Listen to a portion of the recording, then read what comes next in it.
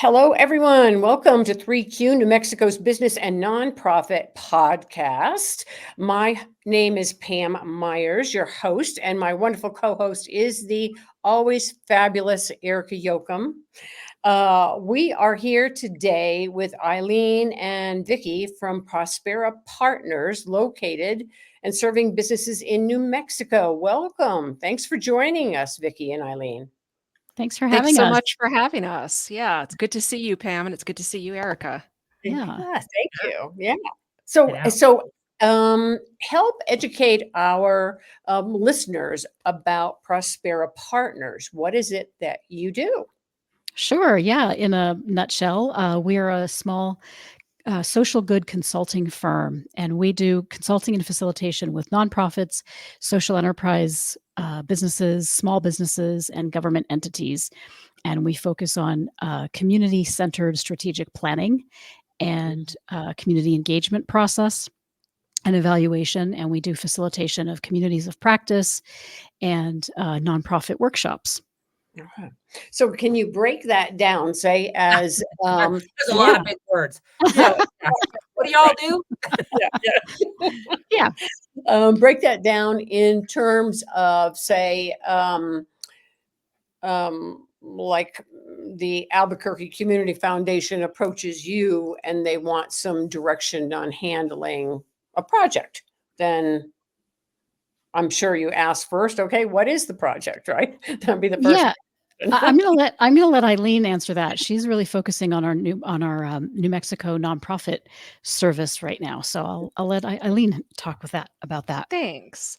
Yeah, I would say a lot of our work is really focused on doing things that support nonprofits and all of the ways that nonprofits need support from consultants and facilitators, but through a community centered lens. So, one way I'll share this is strategic planning. So, that's something that we hear from nonprofits on a regular basis, every 3 to 5 years, going through a strategic planning process. And we really like to bring this spin in of how do we actually flip the power dynamics of strategic planning and go straight to communities and understand what the needs are of communities, and then how that nonprofit organization can use their programs and projects and offerings to better support communities. And I will say this, especially for strategic planning, because it's something that people come to us a lot seeking support on, is my own experience with strategic planning is it tends to be pretty boring. By the end of the process, we all just want to run out of the room. Like, are we done with this? Let's go. I mean, Right. it's true, right? Like, haven't we all had that experience of like, Yeah. isn't this process over?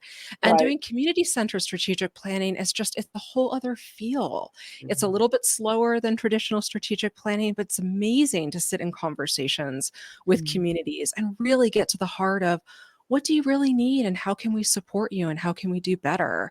And the results are much greater impact than for the world. Yeah. Yeah. Interesting. I mean, it does really take a gifted, experienced hand to be able to guide an organization through that, I think. And like any small business, right? You can't run it by yourself. Mhm. No organization is going to run itself. And having an outside group like yours come and walk them through that logistics is tremendously beneficial. Yeah, it's we've all been through it. Eileen and I are both former executive directors of nonprofit organizations, and we've been through that process of strategic planning with our own organizations and in other ways as board members too in the community. And it can be a process that you know, puts, as Eileen said, the power in the hands of the board of directors to know what the stakeholders really need. Mhm. But instead, by flipping the power dynamics and going straight to the community and asking them, what do they want? What do they need? Who are the partners? We can really inform more of the process, more of the organization, and really have the staff involved in a different way than just, here's your plan, go do it. Right. And, check off your objectives and your tasks, right? So Right. we really get to the heart of organizations through that community-centered lens. Mhm.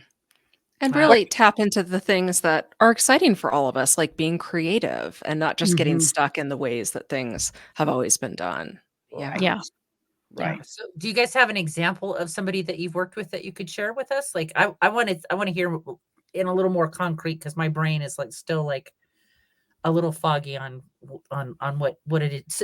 You know what I'm saying? Yeah, explain to me. Yeah, sorry. Yeah, and then use an example. So I want to Mhm. hear like juicy stuff. Like yeah, Yeah. So do the listeners. Yeah. right? And I guess maybe I'll jump in, Vicki, and you can add on to this. And I don't want to only get stuck on strategic planning either, because I Right, think right. all of our work is rooted in how do we center communities in Mhm. anything that we're doing. And that's true for nonprofits, and that's true for the work that we do with social enterprises, which is more Vicki's area of expertise as well, and supporting local economies as well. So one of our clients that we love to highlight is Girls Incorporated of Santa Fe. And they came to us, we really want to do strategic planning in a different way. And so a great example is having a youth serving or an organization that serves youth on a regular basis. We need to go to the youth first and have youth voice be the center of the process. You would Imagine think that that. would be a no duh, right? Yeah. I know it sounds so simple, but where do you see this? Mhm. That's often not the case, especially when it comes to youth voice, Mhm. because people think, well, youth don't know as much. Well, youth know what's going on and they know what they need. You just need to give them space to express that.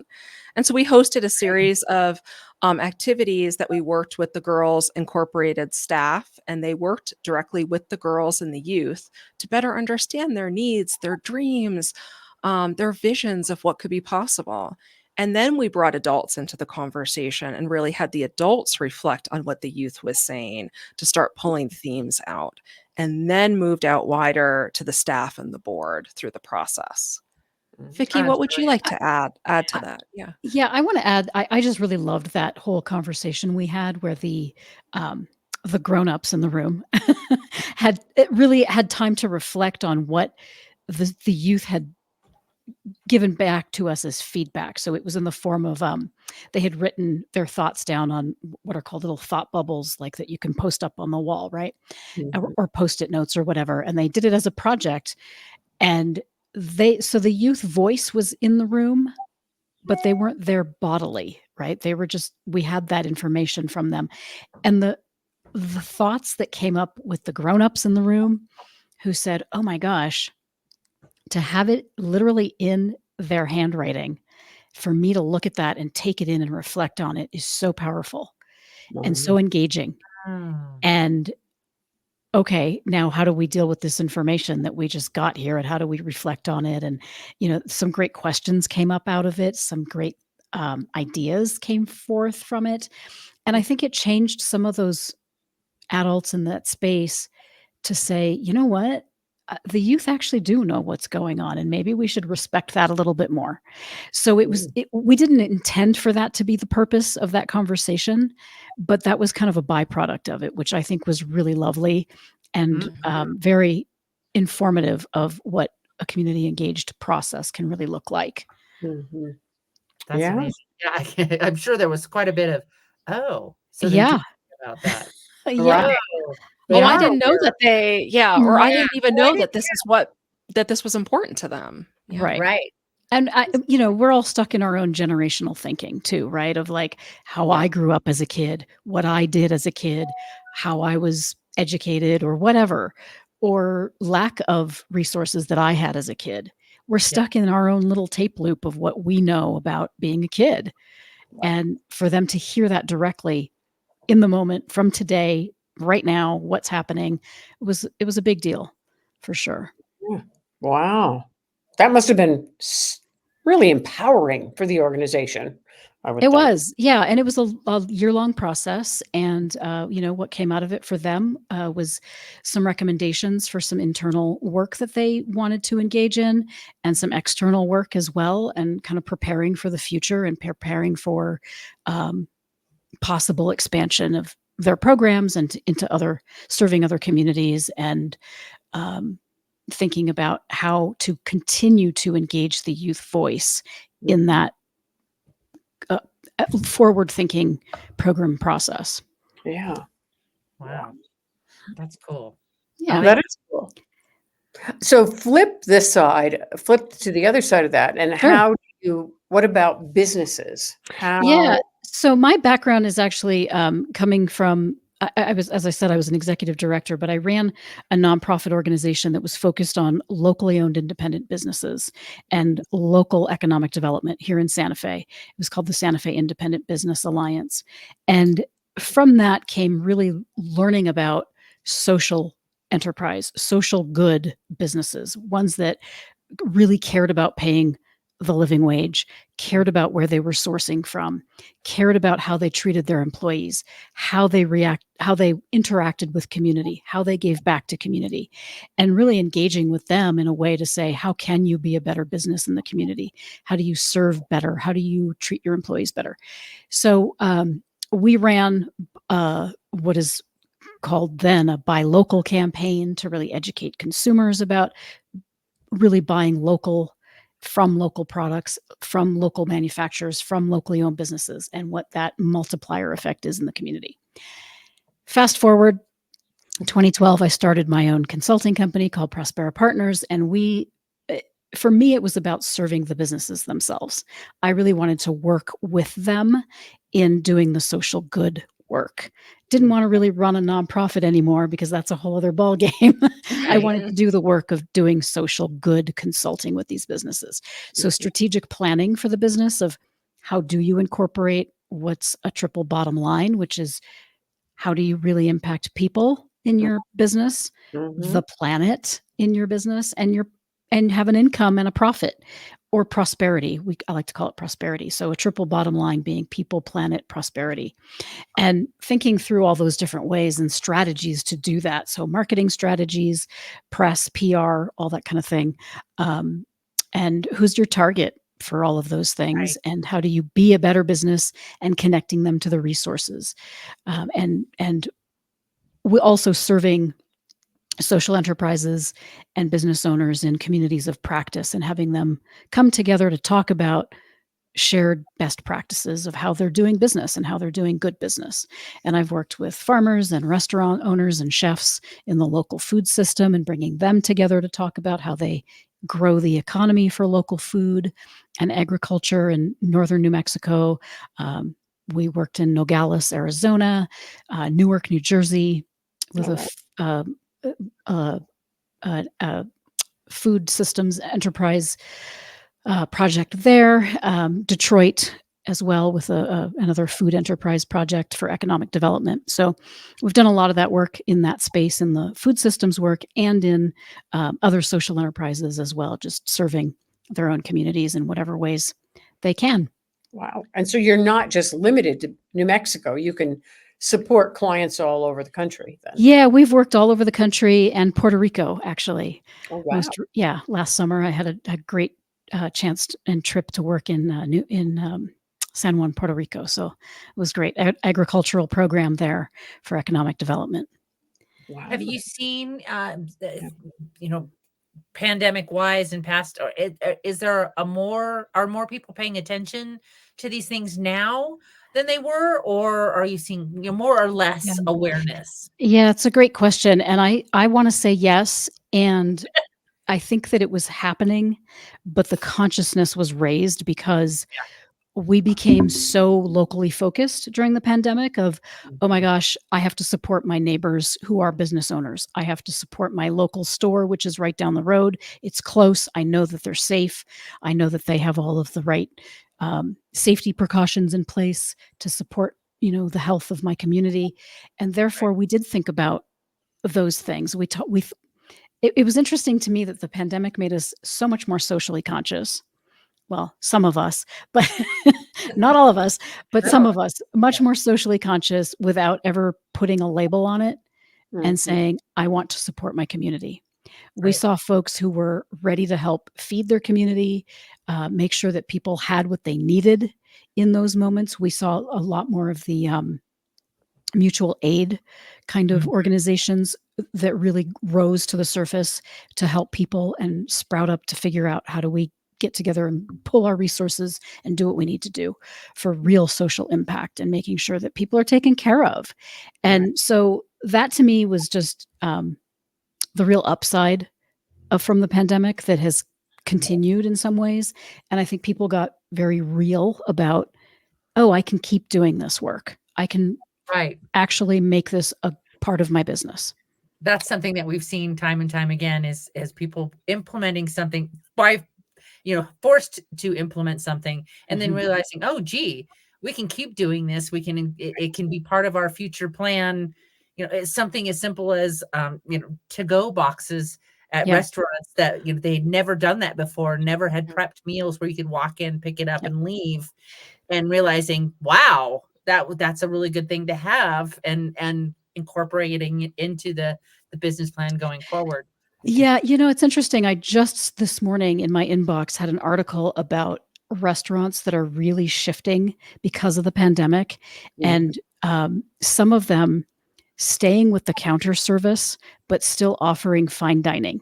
So you Mhm. order at a counter and you are served at your table, but you don't have a waiter, right? So they've cut back on staff in ways that make sense to them financially, but they're still serving a higher end product and they're still providing really quality service without having that tableside service that we're so sometimes demanding of. I Right. happen to love counter service, at all ends of the spectrum in terms of the price points. I really do appreciate counter service in that way. So that was an interesting article to read this morning about how they're sort of reinventing because of the pandemic and wanting to figure out how do you do this now differently because so many people left the service industry. Right. Mhm. Yeah. Yeah. And I think it also impacted, sorry to no, please. Yeah. impacted the use of to-go containers. Mhm. I noticed so many restaurants going to more biodegradable Sure. containers Mhm. instead of styrofoam, which Mhm. they, Right. or tinfoil kind of Yeah. thing. Yeah. Mhm. Yeah. Yeah, I wanted to bring in a yes and to all of Yeah. this too. And this Mhm. Vicky and I do this all the time of holding multiple truths. So how do we hold two things or more all at the same time? And bringing communities back in and the idea of restaurants changing things, and then it might mean that there's servers who are out of jobs.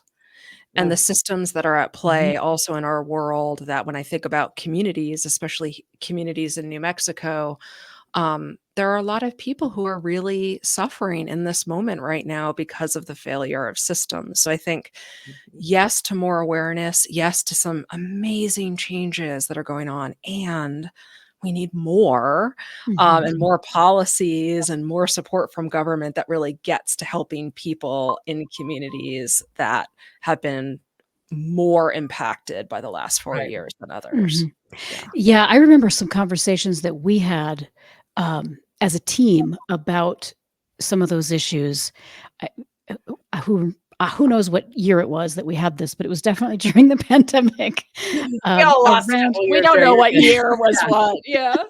but the skilling up or the transferable skills from the service industry that people then could figure out, oh, I could actually work from home because I have such great customer service skills, or now I can just learn some technical skills Yeah. to be on my computer to provide customer service in a different way.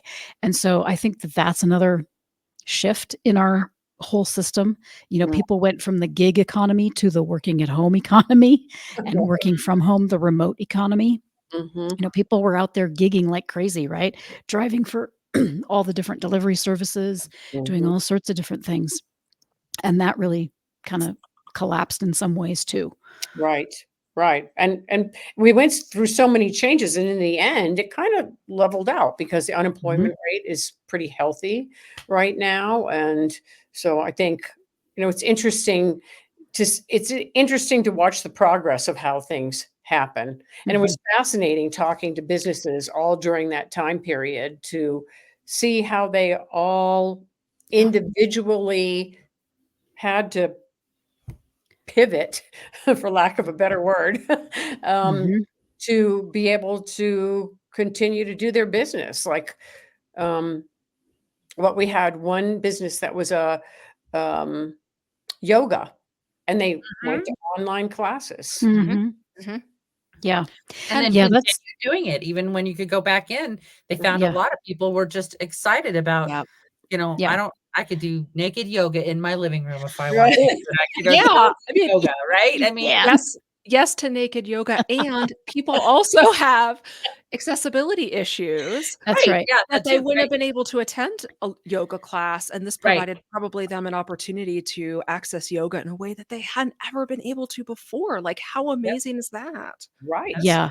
Right. Yeah, that was one of the things that I really loved about the pandemic in some ways was that there's a the sentence I didn't think I'd hear, but the accessibility of so many things by being online, and so many folks mhm, jumped on it and said, "Oh, I'm gonna learn how to do Zoom. I'm gonna learn how to connect with my family and friends via, the." I figured out during the pandemic how to add somebody to my FaceTime. So there's you can do more than one person on a FaceTime. I had no idea. So that's I was great, so used to Zooming, but my Right. family doesn't do Zoom. So, some of us said, "Hey, I'm going to step it up a minute here and figure this out." So it brought us closer together in some ways, Right. reconnecting with family and friends in some ways that we didn't expect. It made things more accessible. It made programs more accessible for us, some of our workshops and things that we were offering. Mhm. And it's still something that a lot of our clients really appreciate, that we still do a lot of virtual work with our clients. Mhm. Yeah. So, absolutely. speaking of clients, do you have an ideal? I mean, is there Oh, that's a good question. Who's your Budgets. avatar? A client with a budget helps. Yeah, well, yeah, definitely? there's that, yep. Yeah, there's a great meme out there floating around in the interverse out there, that's like, "What's your budget? Well, what's your price? What's your budget? What's your price?" Like, it's always the who's on first conversation, right? Right. So yeah, the means to actually get the work done is always an ideal client. Mhm. And that means not just the financial means, but the capacity. And especially when we're working with nonprofits, we want to make Mm, sure that they have the resources to either slow down some other work, take the time to be in multiple meetings, take the time to be in these community centered conversations that we're going to host, and good put out point. the information that needs to be done. So we want to make sure that they have the capacity to do that work as well. Um, and then on the business side, business owners, social enterprise, entrepreneurs, they're very busy.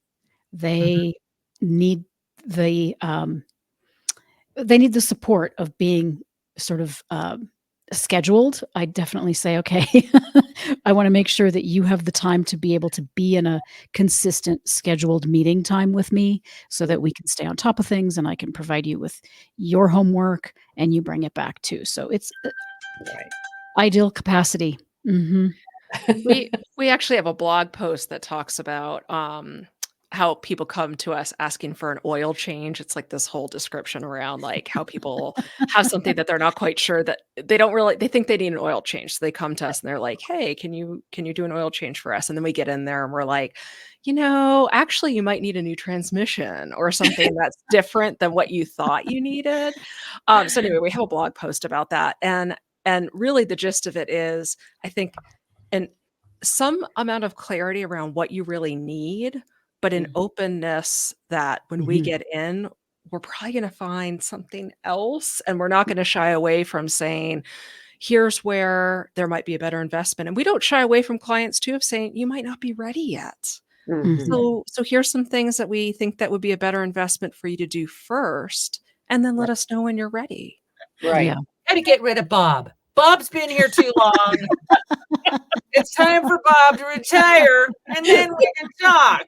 So, yeah, right? Yeah, there are plenty of There's those that too. conversations too. Yeah, yeah. Or, do you have a job description for that new position that you're going to need to hire? Okay, we can help you with that. Right, right. Yeah. Or maybe it's time to retool after Bob leaves the organization and rethink that whole Yeah, position, and maybe it's 2 people that you're hiring, you know? right. Yeah. Who aren't Mhm. 103. Yeah. Yeah. So sorry, We that also was like to work with really creative thinkers. So right. clients that really want to be creative in how they approach things, Mhm. really open-minded and, the thoughtfulness of wanting to do this work in partnership with us. That's why I called my company Prospera Partners. We want to be in partnership with our clients to do the work together. We co-create with them. We walk through it with them. Right. Well, Right. And they have to be at least a bit socially minded, right? Because that's kind of your leaning. Yeah, So they have to be open to hearing that too, right? Like this might not absolutely. be the best thing for your community that you're in. Or if you go slightly this way, it's going to Right. be way more impactful, and they have to be open to that conversation. Yeah. And I love the kind of clients that have no real words for it, but they just say, I want to serve my community. I want to make sure that the folks who I really want to sell to or offer services to are taken care of. And they have no words for what social enterprise is. I love those folks. Bring them in because it's a great opportunity to educate and they have nothing to unlearn. So I love those There folks. is that. Yeah. right. Yeah. Yeah. And so Cool. how can people find you if they would like to take advantage of the services that you offer? We are everywhere. We are online. We are online at prosperapartners.org right there on the bottom of your screen. Yes, I love that. And we are on Facebook. We're on Instagram.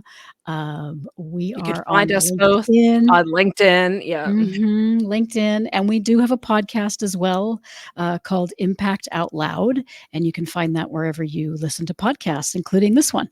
So we love to hang out with other people though. So I'm really, really glad that we were here today. Yeah, we are too. Thank you. Yeah. And Pam and Erica, I have a question for you two. Sure. So listening and being in all these conversations that you've been in, what piece of advice or guidance can you give us from trends or something that you've been learning from all these podcasting sessions that you've hosted over the last 4 years? Well, Pam, and Oh, so that's so the the thing. word that through the whole pandemic was pivot. It's really funny. Pivot, okay. Everybody goes to friends, pivot. But it really was so I would say for a business owner to be open to that pivot, right? So if you want to stay in business, and now we saw this a lot in the pandemic too. There were people who were like, all right, that's my sign. I'm out. Right. And we lost droves of doctors and people and who were just like, okay, that's my sign to retire. I'm out. But there were a lot of people who said, oh, holy crap. Now what? And they put their thinking cap on and they pivoted. Whatever it was that they needed to survive the pandemic that was. So I would say for a business owner, you can't put your blinders on.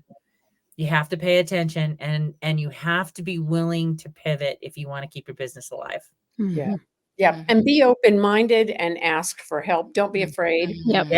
Ask for help because we cannot do it all, particularly as women, where we want to, we think, oh, we're superpowers and we're going to accomplish everything, but you can't. It's just not realistic. Yep. There's some good unlearning that can happen there. Yeah. About all the conditioning that we're told. Right. As women. Absolutely. Yeah. Yeah. And the generational thing cracked me up too, because I'm Gen X and we've been flying under the radar. We've been flying under the radar for decades, right? Nobody even not anymore. We're forgotten. We're not even listed most of the time. Right. Yeah. Like, I'm okay with that. That's great. Everybody's like, well, boomers and millennials, and we're over here going, right. And so, but now we've been outed big time. That's right. People are like, how come you're drinking out of the hose? Weren't you allowed in the house? We're like, no, things like that. And it's really interesting now that my generation is now being talked about to see how many women in power, if you'd like, how many of us have actually been doing it for a long time. And we've just been like, shh, let them fight. We're just going to get business done. That's right. It's been very interesting. And we are the Gen Xers. We are now running the world. I mean, our vice president, Kamala Harris, is a Gen Xer. So kudos to her. Right? But she was a latchkey kid too, right? She sure was. I was a latchkey kid. Holy moly, was I a latchkey kid. I've said, yeah, if I'd ever disappeared when I was a kid, my parents wouldn't even have known where to start looking for me, right? And Yep. maybe Vicki, we should add the tagline "Prosper Partners powered by Gen X." Yes. Ooh, Yes. Yeah. 100% yes. awesome. That's at least a Yeah. social media post, There Yeah. you go. right? Yeah. Right? Yeah, That's lean into true. that because it's power now. Yeah. Yeah. Now that It we're is. out from behind the curtain. It's We've been true. outed. Yeah. Yeah. Yep. Thank you so much, Eileen and Yes. Vicki, for joining us on the podcast this afternoon. Thank Thank you. This was so you. much fun. Yeah. Great conversation. Yeah. Thank Thanks you. so Thank you, much. everyone. We'll see you next time. All right. Thanks, everybody, for listening. Please keep listening to this podcast.